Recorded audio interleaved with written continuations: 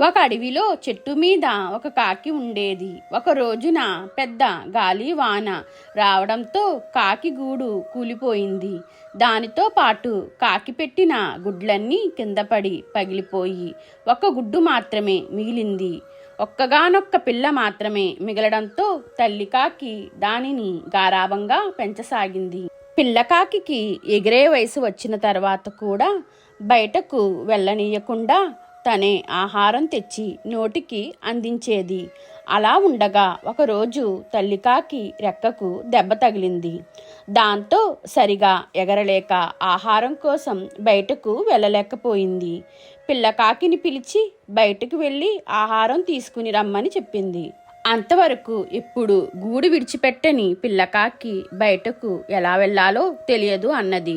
దాంతో తల్లికాకి అవస్థపడి బయటకు వెళ్ళి ఆహారం తీసుకువచ్చింది.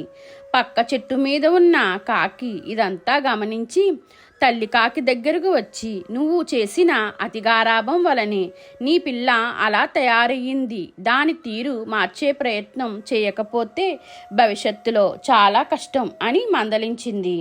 అప్పుడు తల్లికాకి, నాకు ఇప్పుడిప్పుడే ఆ విషయం అర్థమవుతుంది. నా పిల్లను మార్చటానికి నువ్వే ఏదైనా సలహా చెప్పగలవా అని అడిగింది.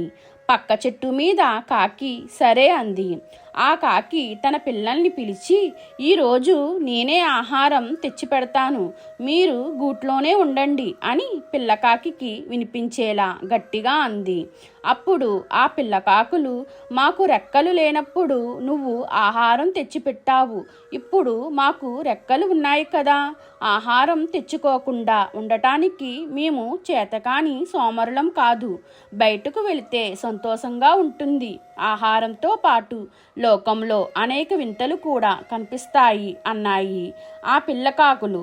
ఎప్పుడు బయటకు వెళ్ళని ఆ పిల్లకాకి ఈ మాటలు విన్నాక బయటకు వెళ్ళాలనే ఉత్సాహం కలిగింది. మిగిలిన కాకులతో పాటు ఎగురుతూ బయటకు వెళ్ళింది.